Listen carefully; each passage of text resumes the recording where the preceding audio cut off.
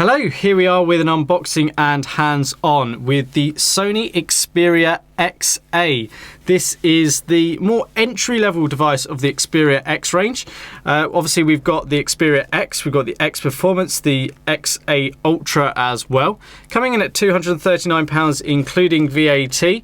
This has Android 6, it's got a 2 GHz octa-core processor, 2 GB of RAM. It's the model number F3111 and we've got the graphite black version here. So it's 2G, 3G and 4G enabled. And then on the back of the box here we've got a little bit of a rundown of some of the specifications. 13 megapixel camera with autofocus, front facing 8 megapixel camera, 5-inch screen, 64-bit octa-core processor rated at 2 GHz, up to 2 days battery life, 16 gig of internal storage plus a micro SD card slot up to 200 gigabytes. So if we open up the packaging, typical Sony packaging, we're presented with the XA itself, which we'll come back to in just a moment. Remove the rest here. We've then got a 3-pin UK mains adapter with a pop-up third pin. Got a USB port on the back there, and this is the UCH 20, so it's got a 1500 milliamp hour output.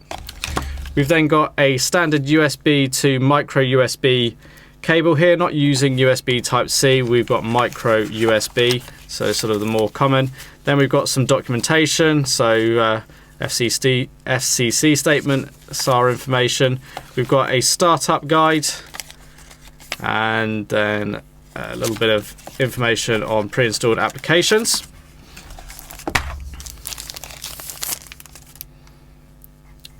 So taking a look at the device then, so obviously we're presented with the 5-inch display on the front. This is a 720p resolution display, so 720 by 1280. It's got scratch resistant glass on here. It's not Corning Gorilla Glass or anything like that, but it's still scratch resistant. If we remove the screen protector on here as well, let's take that off. So it's quite a long device, hardly any bezels down the side of the device, but it's quite tall in hand. At the top here we've got the front-facing 8 megapixel camera that's got an 88-degree field of view. If we take a look down the side of the device, got a nice edge to it, looks and feels premium. We've got the power button, the volume up and down keys, we've got a dedicated camera key. On the bottom we've got the speaker, microphone and micro USB port. On the left side of the device we've got nothing other than a cover, and under that cover here is the SIM card slot and micro SD slot. So there's a little tray, again it's a bit fiddly, but you can pull that out and you pop your SIM card into it and then pop that into the device there for use. And so you've got the SD card slot there to complement the 16 gig of internal storage.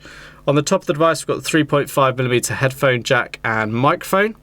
If we spin the device over, we've got the Xperia logo here on the back. We've got the 13 megapixel rear facing camera with autofocus, LED flash. The whole device is 7.9mm thin, so it's not thick at all. It's 137 grams in weight, so it's quite lightweight, and it's got a 2300 milliamp hour battery. Now we have got a bit of Xperia branding over the Android 6 installation here, so that's sort of to be expected, typical Sony interfaces, but some of these bits are here to add value and try and give you additional benefit. Let me drop down into the settings and just show you a couple of things in terms of the memory and things like that, because 16 gig can be concerning for some people in terms of the amount of space that they've actually got left on the device. So let's jump in here. So 8.52 gig used of the 16 gig.